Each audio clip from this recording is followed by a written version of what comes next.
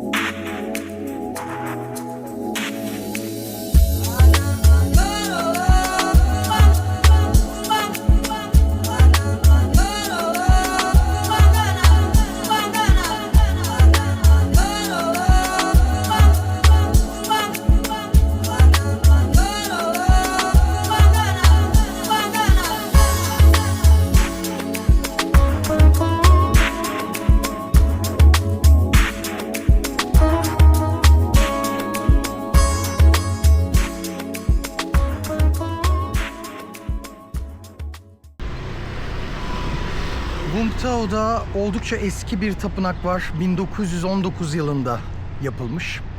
Bu tapınak bu şehrin en önemli tapınağı. Budizm dendiğinde aklınıza ilk olarak Tayland, Japonya, Kamboçya gibi ülkeler gelebilir.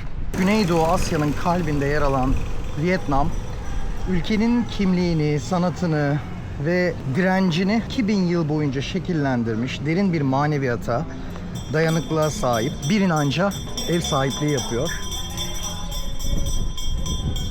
Buradan devam edelim.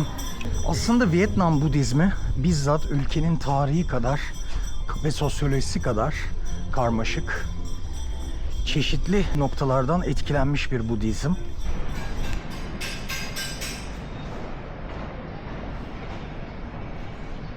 Başka yerlerde görülen Theravada ve Mahayana adlı Budizm çeşitlerinin bir birleşimi. Yani bu sanırım coğrafyanın da etkisi. Mahayana Budizmi güneyde, diğeri ise kuzeyde Çin tarafında ve bu ikisi Vietnam'da buluşup kaynaşıyor. Ne diyorduk? Yani Vietnam'ın eşsiz kültürel kavşağını yansıtan birden fazla felsefenin uyumlu bir karışımı olan bir inanç şekli var. Yani bu inanç şekli bütün kültürü etkilemiş ve kültürde çoğunluk olan inanç şekli. Yani nasıl hani Türkiye'de pek çok din vardır, inançsızlık da vardır artık. Ciddi sayıda ateist vardır. Fakat yine de kültür Anadolu İslamı üzerine şekillenmişse burada da aynı şekilde inanmayan pek çok insan olduğu gibi farklı inançlardan, işte Katolik Hristiyanlık ve benzeri gibi azınlıklar olduğu halde kültürü temel etkileyen inancı anlatıyorum sizlere.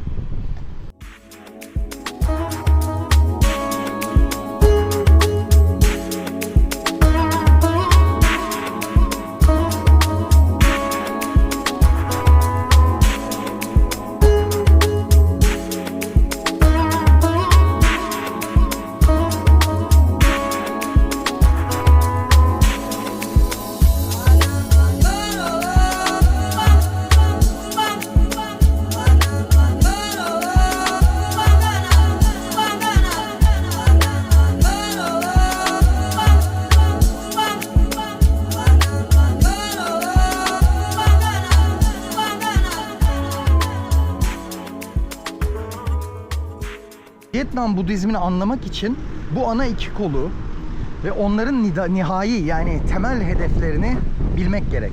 Theravada yani yaşlıların okulu Tayland, Sri Lanka ve Kamboçya gibi ülkelerde yaygın. Bu okul Buda'nın en eski öğretilerine odaklanıyor ve temel amaç manastır kurallarını ve pratiği titizlikle takip ederek bireysel aydınlanma olan arhatlığı elde etmek. Burada şunu sormak gerekiyor. Arhatlık nedir? Bir arhat doğum, ölüm ve acı döngüsünü, buna samsara diyorlar arkadaşlar. Doğum, ölüm ve acı döngüsü, samsarayı sona erdirerek nirvana'ya ulaşmış kişi. Bu bireysel kurtuluşa odaklanmış bir yol. Buna arhatlık deniyor. Diğer yandan Mahayana, yani büyük araç, Vietnam, Çin, Kore ve Japonya'da baskın. Umarım beni dinleyebiliyorsunuzdur. Bir yandan rüzgar, bir yandan size anlatma çabası içerisindeyim.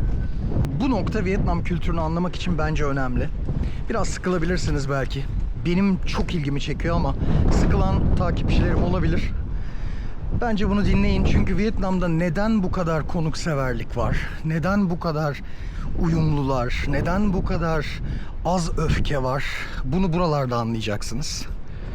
Ne demiştik? Arhatlık. Evet. Yani bireysel kurtuluşa odaklanmış bir yol. Arhatlık arkadaşlar. Diğer yandan Mahayana, yani büyük araç.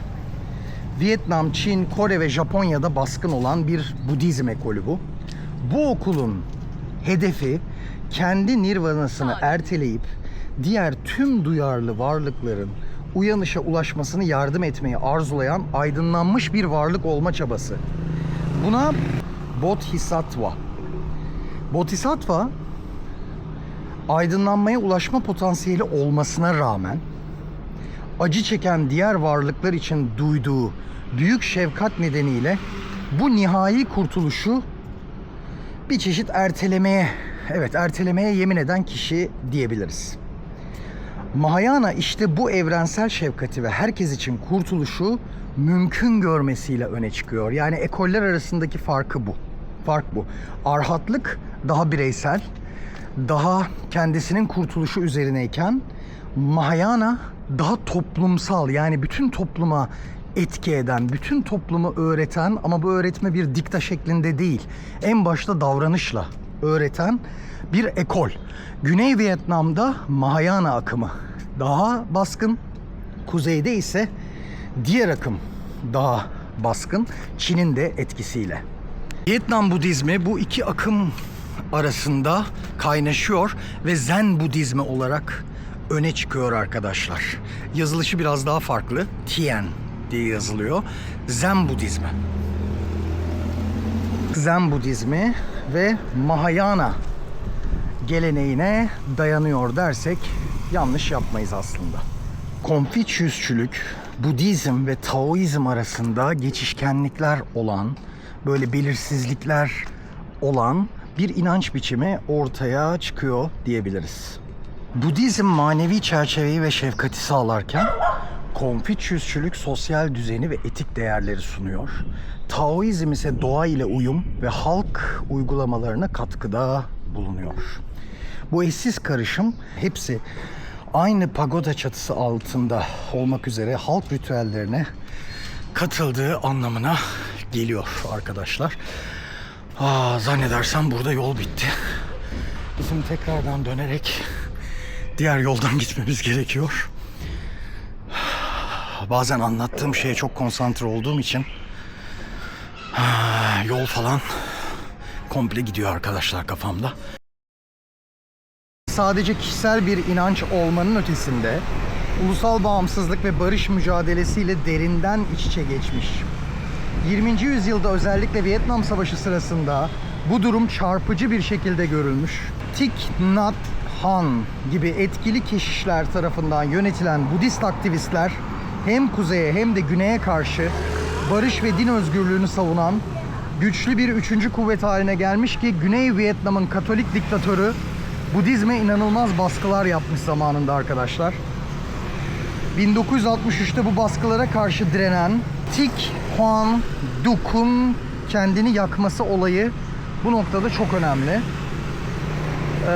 Güney Vietnam'ın Katolik ve milliyetçi diktatörü Budistleri tutuklamaya başlayınca ve işkencelere başlayınca Thich Quang Duc kendini yakıyor Saigon'un ortasında. Bu yıkıcı eylem küresel bir ilgi topluyor ve Vietnam'daki diktatörün yapıp ettiklerini dünya çapında kamuoyunu bilgilendiriyor. Kamuoyunun ilgisini Vietnam'a çekiyor. Vietnam Budizmi, inanç, dayanıklılık ve uyum sağlama yeteneğinin mirası. Vietnam'ın kalıcı ruhunu mükemmel bir şekilde yansıtan manevi bir gelenek arkadaşlar.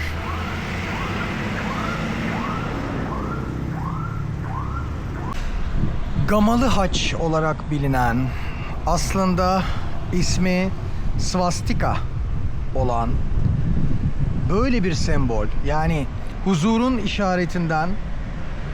işaretinden katliamın simgesine dönüşen bu sembol nasıl olur da barış, huzur sembolüyken bugün günümüzde özellikle batıda katliamın, şiddetin, faşizmin, nefretin, öfkenin, ırkçılığın, homofobinin, her türlü toplumsal huzursuzluğun sembolü haline geldi. Aslında hikayesi eski. Gamalı haç, yani doğudaki ismiyle svastika, binlerce yıl boyunca Asya'da şansın, bereketin, barışın ve evrenin döngüsünün sembolüydü. Hindistan'da, Çin'de, Japonya'da, Vietnam'da, Budist pagodalarında hala mutluluk ve uğur getirdiğine inanılan bu sembolün kökenleri fazlasıyla barışçıl ve huzur dolu. Peki ne oldu? 20. yüzyıl başında Avrupa'da okültizme meraklı ideologlar, faşizmin ideologları svastikayı Ari ırk mitiyle ilişkilendirmeye başladı. Bu yanlış ve ırkçı yorum sembolü kendi ideolojilerine uygun bir ırksal güç işareti haline dönüştürdü. Özellikle Adolf Hitler ve Nazi hareketi bu kadim sembolü propaganda için ele geçirdi. Renklerini değiştirdi, biçimini dönüştürdü, anlamını çarpıttı. Batı'da bu sembolün bilinmemesi, anlamın çarpıtılması için gerekli olan alanı onlara sağladı. Sonuç, yüzyıllar boyunca huzurun simgesi olan svastika, Nazi rejiminin işlediği soykırımla, savaş suçlarıyla ve faşist terörle özdeşleşti. Sembol ruhunu kaybetmedi aslında.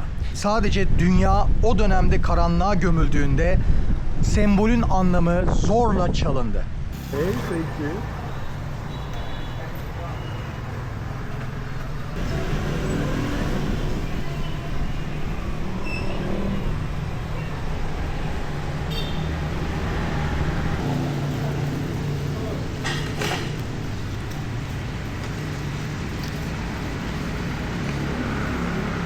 Arkadaşlar bu Vietnam'da yediğim en güzel ilk 3 yemeğe girebilir.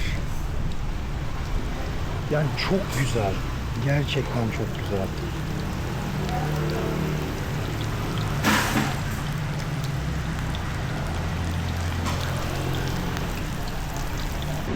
Ya bu her neyse muhteşem bir şey. Ortasında karides var. Ve gerçekten çok lezzetli bir şey. Çok güzel.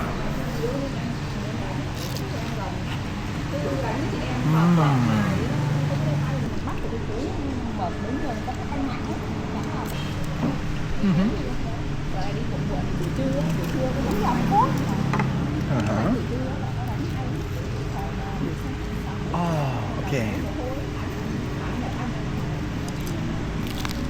Come on, Ratniyo. Thank you. Thank you.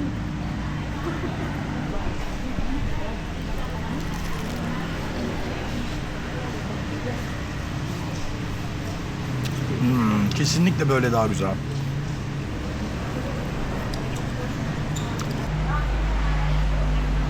Burası gerçekten de çok güzel ve çok hoş bir restoran. Eğer Vung Tao'ya gelirseniz mutlaka burayı bulun arkadaşlar. Yani mutlaka burayı bulun. Genellikle rakamlar da böyle uygun ve ben buradaki yemeklere gerçekten bayıldım. Gençliğimde İstanbul Beyoğlu'nda turistler vardı dostlar. Böyle orada ıslak hamburger yerken gördüğüm turistler inanılmaz derecede fazla turşu yerlerdi. Hatta şey diye düşünürdüm. Nasıl bu kadar fazla turşu yiyorlar? Hepsi değil ama sevenleri çok abanırdı turşuya, hatırlıyorum. Bundan o kadar fazla yedim ki şu. Yani bu buradaydı, buraya indi. bir sebze, havuç, bir tek havucu tanıyorum. Diğerlerinin ne olduğunu bilmiyorum ama galiba mango falan da var. O kadar güzel ki, öyle bir abanmışım ki bir kafamı kaldırdım, insanlar bana bakıyor. Benim bununla ilişkimi çözmeye çalışıyorlar. Ya ama burada ekmek yemiyorsun. Ben zaten kendi kültürüme göre de fazla yiyen bir adamım. Cüssemden belli yani. Şişman bir adamım sonuçta. Fakat burada ekmek de vermiyorlar. Öyle olunca da yemekler de zaten çok güzel. Ben de biraz fazla yemeğe abanıyorum galiba. Ama bugün bunun ne olduğunu bilmiyorum. Turşu diyeceğim. Yani bu turşunun yarısını ben bitirdim. Bu sanırım 4 ya da 5. arkadaşlar. Şu sos ve şu acıyla muhteşem bir hale geliyor. Böyle masaya davet edildim bu arkadaş tarafından. Yemek yediğim yerden hemen sonra buraya geldim. Şimdi beraber bir bardak bira içeceğiz böyle. Çok da güzel oldu. Bir bardak birayla beraber içiyoruz. Thank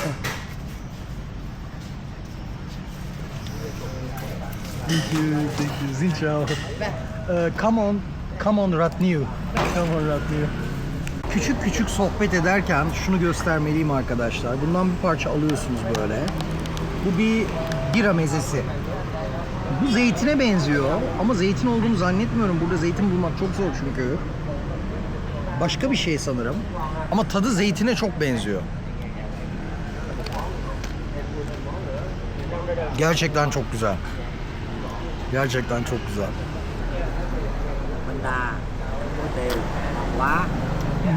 Bánh đà chấm muối tiêu ngon quá. Bánh đà chấm tiêu ngon quá. Bu güzel insanlarla beraber bira içtik.